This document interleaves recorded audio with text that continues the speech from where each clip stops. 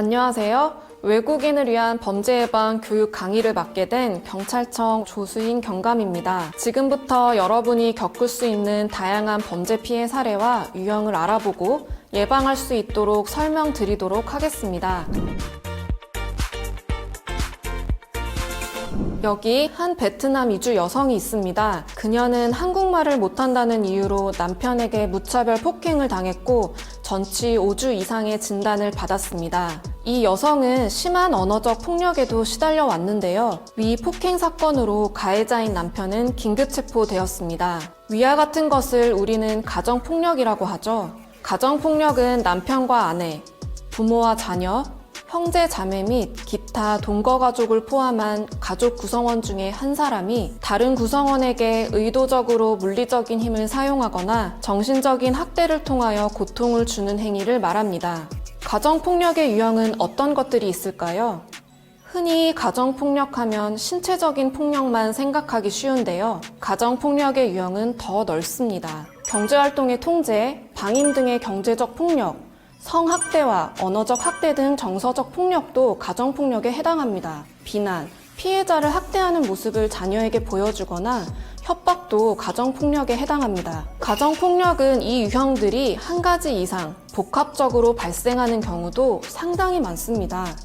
가정폭력에 대한 잘못된 통념들이 참 많습니다. 첫 번째, 맞을 짓을 했으니까 맞는다? 아닙니다.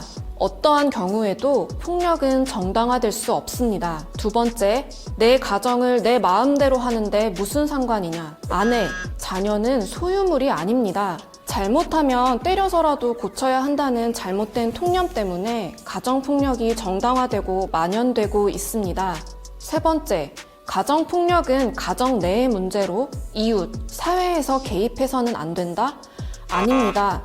가정폭력은 사회를 무너뜨리는 범죄 행위이자 사회 문제이고 법적인 문제입니다. 이웃과 사회, 정부가 개입하여 피해자를 보호하고 폭력을 제지해 행위자의 폭력성을 교정하고 치료해야 합니다. 그렇다면 가정폭력이 일어났을 때 어떻게 해야 할까요? 우선 경찰에 신고해 도움을 요청해야 하며 현장에서 바로 벗어나야 합니다. 폭행을 당했을 때는 폭행 부위를 촬영하거나 병원에서 진단서를 받는 등 증거를 확보하시기 바랍니다. 가정폭력 신고를 하면 경찰은 즉시 현장에 출동하여 응급조치를 실행할 수 있습니다. 심할 경우 피해자는 경찰관에게 긴급 임시조치를 요청할 수 있습니다. 긴급 임시조치는 가해자로부터 오는 전화, 문자를 막고 가해자가 피해자의 집과 직장 근처에 오지 못하게 하는 제도입니다. 만약 상황이 긴급 임시조치보다 더 심각할 때는 접근금지 처분이 가능합니다. 또한 경찰 신고 외에도 여성 긴급 상담 전화 1366과 다누리 콜센터에서도 도움을 받을 수 있습니다. 만약 배우자에게 여권이나 외국인 등록증을 빼앗기거나 반환 요구를 거부당했다면 어떻게 해야 할까요? 타인 소유의 서류를 은닉하고 반환을 거부하는 행위는 형법상 문서 손괴죄에 해당합니다. 이 경우 행위자는 손괴죄로 처벌됩니다. 불응 시에는 입건되어 수사를 받게 됩니다. 가정폭력은 사적인 영역이 아닙니다. 가정폭력의 위험에 노출되고 있다면 두려워 말고 경찰에 꼭 도움을 요청하세요. 이번에는 한 소년의 이야기를 들려드리겠습니다. 소년은 몇 년 전 외국인 근로자 아버지와 함께 한국으로 왔습니다. 적응을 어려워하던 중 아버지에게 체벌을 당하기 시작했습니다. 체벌뿐 아니라 심지어 하루에 한 끼도 먹지 못한 날도 많았습니다. 네, 실제 일어난 아동학대의 사례를 살펴봤습니다. 아동학대란 주민등록상 18세 미만의 아동의 건강, 복지를 해치거나 정상적인 발달을 저해할 수 있는 모든 폭력적인 행위입니다.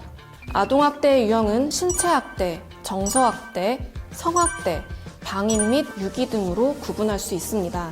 여러분, 아이들은 우리의 미래입니다. 내 아이라고 해서 내 마음대로 하는 것은 아동학대가 될 수 있다는 것 꼭 기억하시기 바랍니다.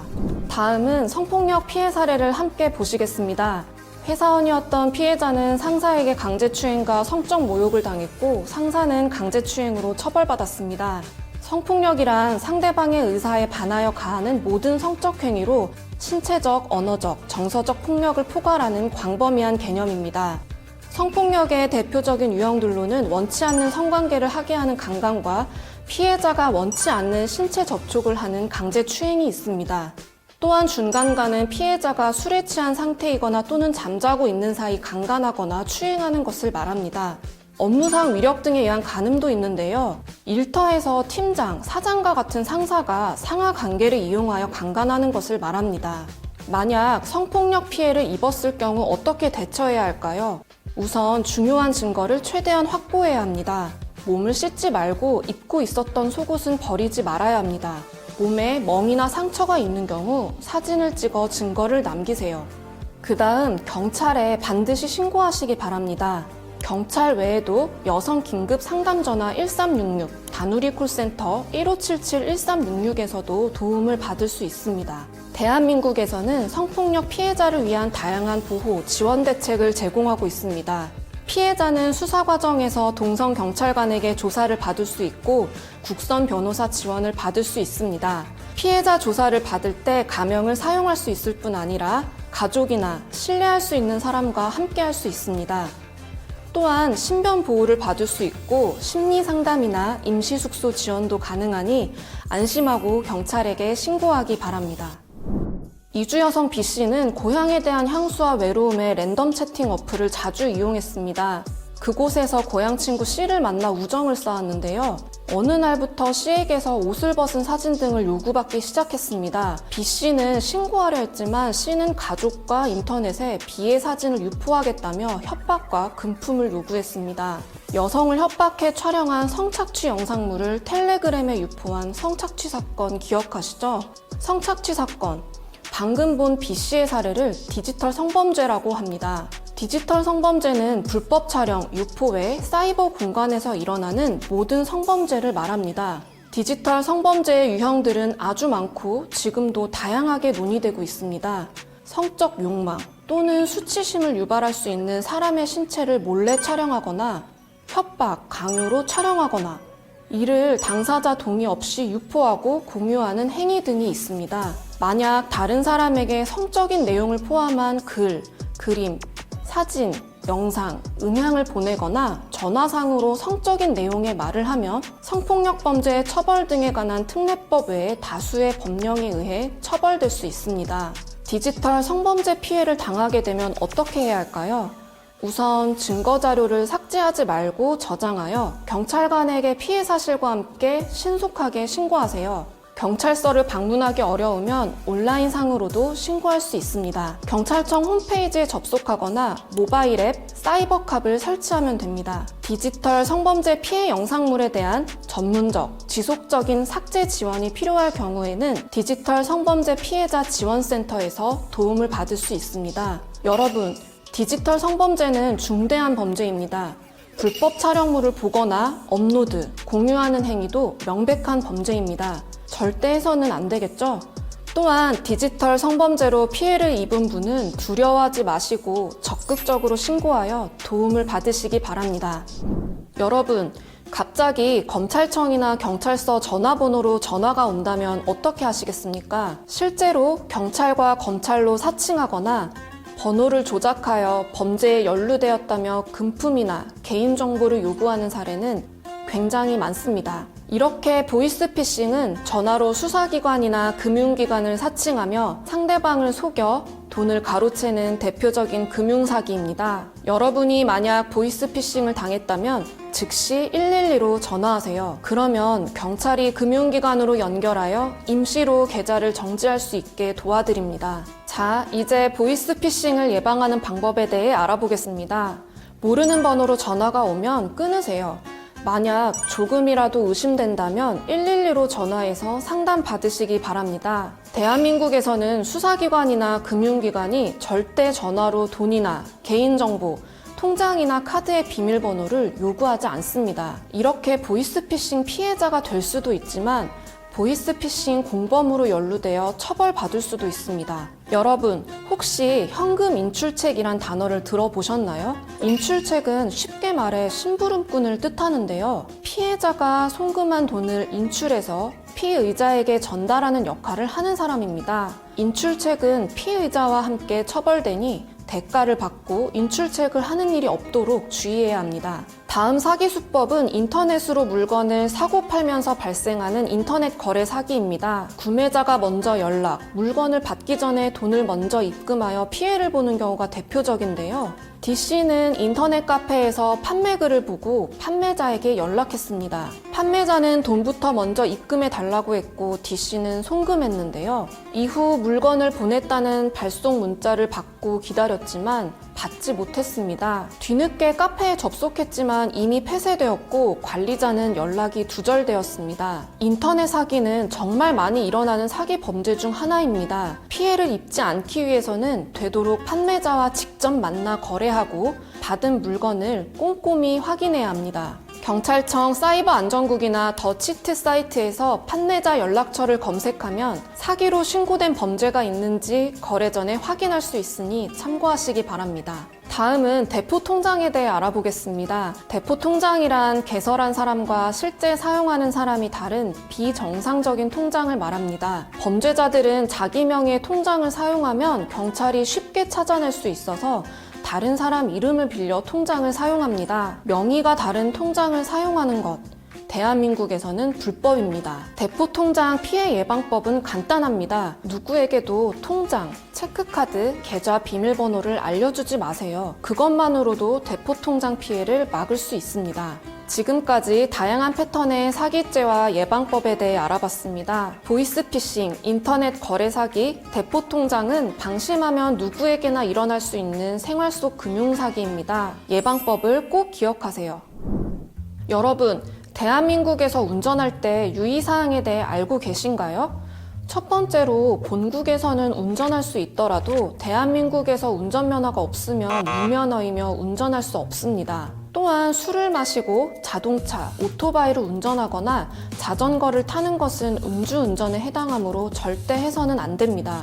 여러분, 혹시 도로에서 이런 행동을 하신 적 있거나 하는 차를 보신 적이 있나요? 이러한 운전 중의 행동들을 난폭운전과 보복운전이라고 하는데요.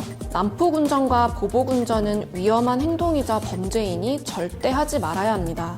교통법규는 나뿐만 아니라 다른 사람들의 생명과 연결되는 일입니다. 안전운전을 생활화합시다. 다음 살펴볼 범죄는 도박입니다. 도박이란 금품을 걸고 승부를 겨루는 것을 말합니다. 각 나라마다 도박에 포함되는 게임이 다르지만 대한민국에서는 금품을 걸고 하는 게임은 전부 도박에 해당합니다. 도박죄뿐 아니라 대한민국에서는 도박할 장소를 제공하는 도박 개장죄가 있습니다. 도박을 하지 않고 단순히 장소만 제공해도 도박 개장죄로 처벌받을 수 있습니다. 대한민국에서 도박행위는 불법이며 처벌받을 수 있습니다. 다음 알아볼 범죄는 마약입니다. 마약을 범죄로 처벌하지 않는 나라도 있습니다. 하지만 대한민국에서는 마약, 향정신성 의약품, 대마를 단순히 소지하거나 사용하는 것을 범죄로 처벌하고 있습니다. 가장 대표적인 마약류는 아편, 대마초, 코카인, 엑스터시, LSD가 있습니다. 이들은 투약은 물론 수출입, 판매나 구입, 집에서 재배, 종자 소지하는 건 모두 범죄 행위라는 점 꼭 알아두시기 바랍니다. 내 몸을 망칠 뿐 아니라 사회에 심각한 피해를 줄 수 있는 마약. 마약은 단순히 소지하기만 해도 처벌받을 수 있습니다. 지금부터는 불법 체류자 통보 의무 면제 제도에 대해 알아보겠습니다. 용어가 상당히 어려운데요. 간단히 말씀드리면 불법 체류자가 범죄 피해를 당해 경찰 조사를 받게 될 경우에는 불법 체류자라는 이유로 출입국 관리사무소에 보내지 않는 제도입니다. 이 제도는 모든 범죄에 해당하는 것은 아니지만 대부분의 범죄 피해가 해당되니 알아두면 좋습니다. 만약 불법 체류자가 교통사고 피해자라면 무면허 운전을 했더라도 통보 의무 면제 대상으로 출입국 관리사무소에 통보되지 않습니다. 다음으로 성매매 피해 불법 체류 여성의 경우를 알아볼까요? 단순 성매매 불법 체류 여성은 출입국 관리법 위반으로 범죄 피해자이므로 원칙적 통보 대상입니다. 그러나 만약 불법 체류 여성이 폭행, 감금, 협박 등에 의한 성매매 피해자임이 명백하다면 통보 의무 면제 대상이 됩니다. 마지막으로 불법 체류자가 근로를 강요당하는 경우가 있습니다. 고용, 근로 과정에서 불법 체류자가 업주에게 폭행, 협박 또는 감금 등으로 부당하게 근로를 강요당하면 범죄 피해자로서 통보 의무 면제 대상이 됩니다. 불법 체류자 통보 의무 면제 제도는 법의 사각지대에 있는 불법 체류자들이 범죄 피해를 당하고도 강제로 추방될 것이 두려워 신고하지 못하는 것을 막기 위해 생긴 제도입니다. 주변에 범죄 피해를 입고도 불법 체류라는 신분 때문에 경찰 신고를 주저하고 있다면 꼭 알려주시기 바랍니다. 유학생도 아르바이트를 할 수 있을까요? 네, 출입국 관리사무소에서 허가를 받으면 가능합니다. 원칙적으로 영리, 취업 활동은 금지되어 있습니다. 하지만 시간제 취업, 즉 아르바이트는 사전에 허가를 받으면 가능합니다. 제가 지금부터 하려는 이야기는 외국인이 한국에서 취업을 할 때 유의해야 할 것들입니다. 먼저 유학생이 할 수 있는 아르바이트 종류에 대해 알아보겠습니다. 학생이 할 수 있는 업종, 단순 노무직이나 일회성 활동은 가능합니다. 하지만 유흥주점에서 도우미를 하거나 공장 제조업, 첨단산업연구소, 개인 과외는 금지하고 있습니다. 출입국 관리사무소에 사전 허가를 받더라도 시간 제한은 꼭 지켜야 하는데요. 학부, 어학 연수과정은 일주일에 20시간 이내여야 하고요. 석사, 박사 과정은 일주일에 30시간 이내여야 합니다. 아르바이트 기간은 1년간 재학 기간 내에 한해 연장은 가능합니다. 단 학기에 70% 이상 이수, 평균 비학점 이상을 획득해야 합니다. 유학생만 아르바이트가 가능할까요? 아닙니다. 아르바이트 가능 여부는 체류 자격에 따라 다른데요. 다만 본인의 체류 자격 외의 취업 활동은 불가합니다.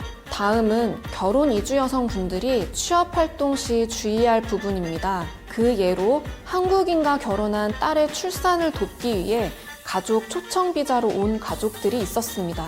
그런데 이들이 취업 활동을 하여 출입국 관리사무소에서 단속하였고 결국 강제 퇴거된 일이 있었습니다.